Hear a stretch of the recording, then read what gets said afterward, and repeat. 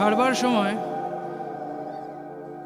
December মাস, আরেক December, Bharatvarsha, New Delhi.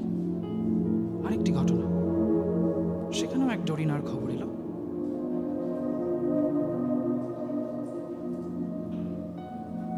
ঘটনাটি ঘটে সেপ্টেম্বর মাসে এবং সে ঘটনার অনুরণন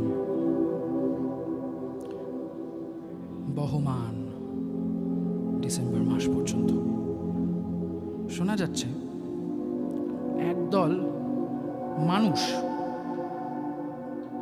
নাকি একটি প্রাণীর জিভ কেটে ফেলে দিয়েছে। জিভ কেটে ফেলে দিয়েছে।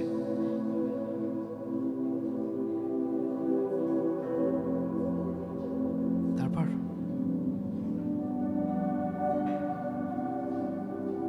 সারা দেশ মিলে কেউ জানেই না কার জীব। জীবে প্রেম করে যে জন, সে জীবন, সে বীজ ঈশ্বর। কোনটা জীব আর কোনটা বীজ, কোনটা জীব জীবন,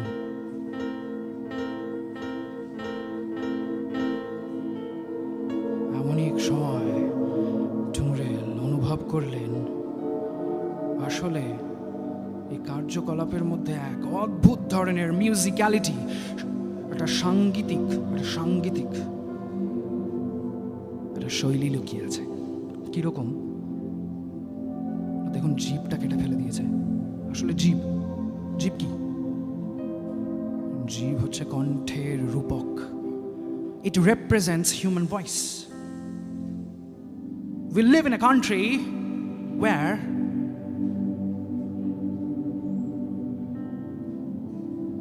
the voice represents our individualities. Thereby,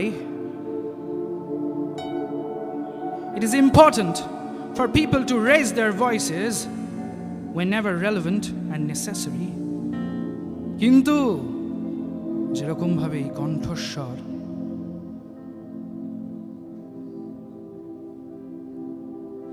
স্পষ্ট করবার একটা লড়াই আছে, তেমনি ভাবে কণ্ঠস্বর ঢেকে দেওয়ার একটা চেষ্টা আছে। It is just like music, you know?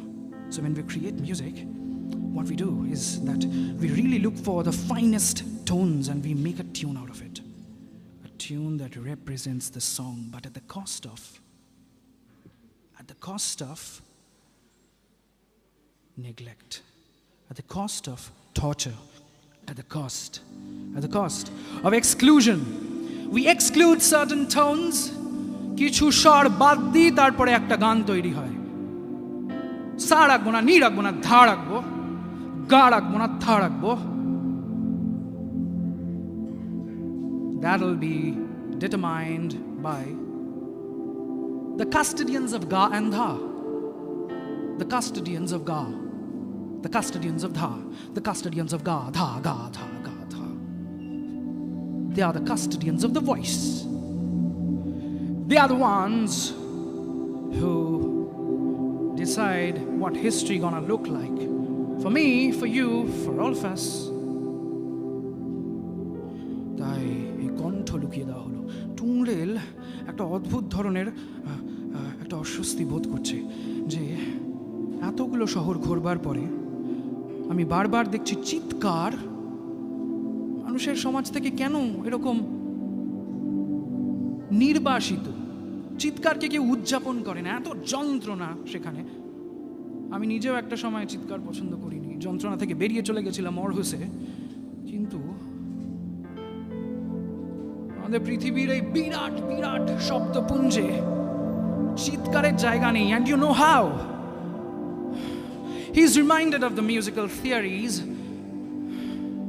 that are inspired by Pythagoras, Max Planck, so on and so forth. Musical theory-te chitkarer kono jayga nei. You cannot write the notation of, you know what?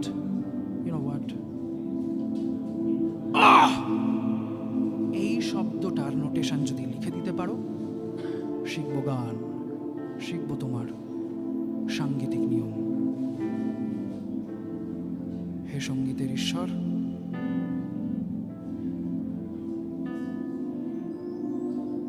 জোরে গ্রহণ করো আমার এই চিৎকার, গ্রহণ করো কণ্ঠের এই নির্বাসিত অঙ্গ, ইতিহাসের এই নির্বাসিত অঙ্গ।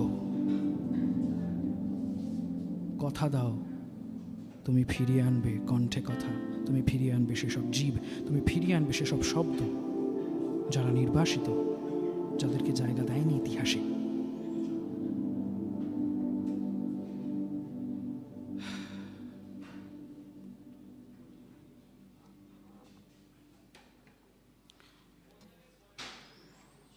প্রাগ থেকে সোজা সে হাঁটতে হাঁটতে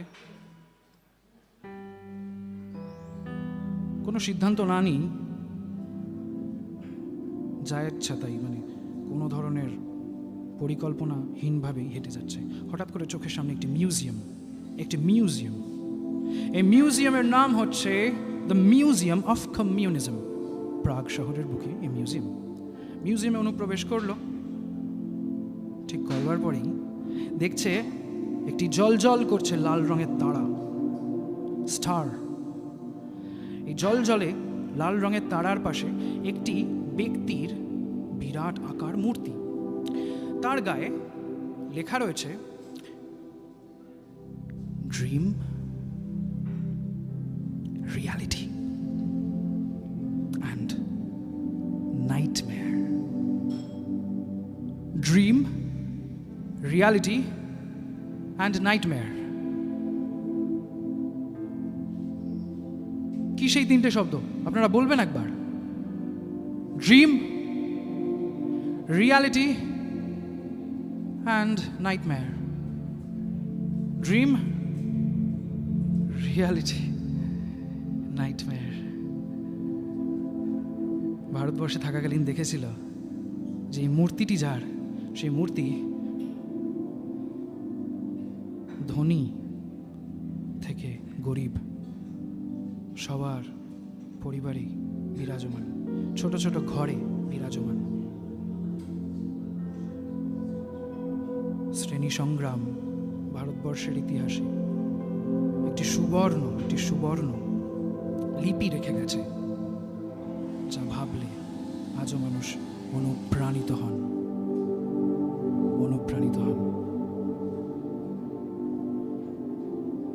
তাই তার কাছে এটা মনে হলো দৃষ্টি এবং দর্শনের একটা মজার খেলা। ক্লাস স্ট্রাগল, শ্রেণী সংগ্রামের এই বিশেষ সংগ্রাম একটি দেশের কাছে উদযাপনের কারণ, আরেকটি দেশের কাছে হতাশার কারণ। মিউজিয়াম অফ কমিউনিজম জুড়ে প্রত্যেকটা বস্তু যা সেই সংগ্রহশালায় রাখা আছে, তা শুধুমাত্র একটা ইতিহাসের কথা মনে করে দিচ্ছে যে কিভাবে নির্যাতিত সেখানকার মানুষেরা, শুধুমাত্র একটি স্বপ্নের ভাওতার উপর দাঁড়িয়ে সে নির্যাতন চলেছে।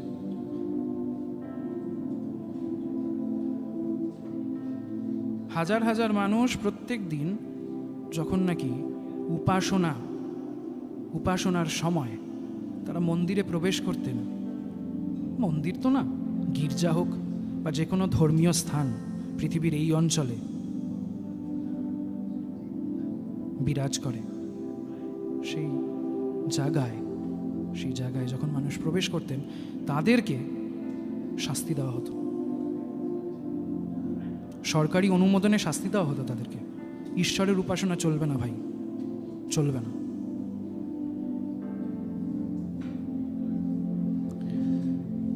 এই মজার ভেদ, দৃষ্টি ও দর্শন, সৃষ্টি ও শোষণ, কারণ ও অকারণ, যন্ত্রণা ও যন্ত্রণা নিবারণ, সবটাই ঘিরে আছে একটি বোধ, যে বোধের এক পিঠ আনন্দের, অপর পিঠ ক্লেশ।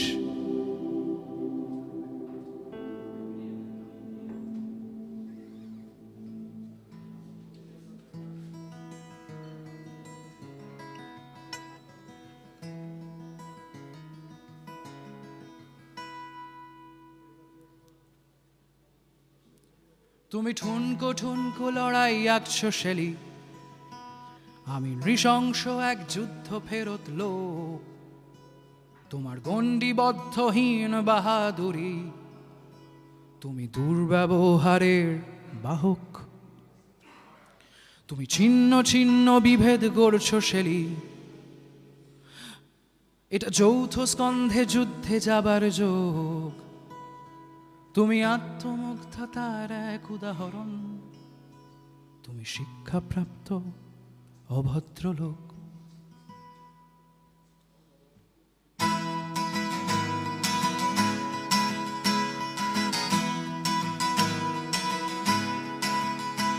তুমি ঠুনকো ঠুনকো লড়াই আঁকছো শেলি, আমি নৃশংস এক যুদ্ধ ফেরত লোক, তোমার গণ্ডিবদ্ধহীন বাহাদুরি, তুমি দুর্ব্যবহারের বাহক। তুমি ছিন্ন ছিন্ন বিভেদ গড়ছ শেলি, এটা যৌথ স্কন্ধে যুদ্ধে যাবার যোগ। তুমি আত্মমুগ্ধতার এক উদাহরণ, তুমি শিক্ষাপ্রাপ্ত অভদ্রলোক। আমার চোখ দেখছে সকল চোখ রাঙানি, আর হজম করছে সব অভদ্রতা। তবু অসীম ধৈর্য রুদ্ধ কণ্ঠখানি, রাখি সৌজন্যের নীরবতা। আমার চোখ দেখছে সকল চোখ রাঙানি, হজম করছে সব অভদ্রতা। তবু অসীম ধৈর্য রুদ্ধ কণ্ঠখানি, এটা সৌজন্যের নীরবতা।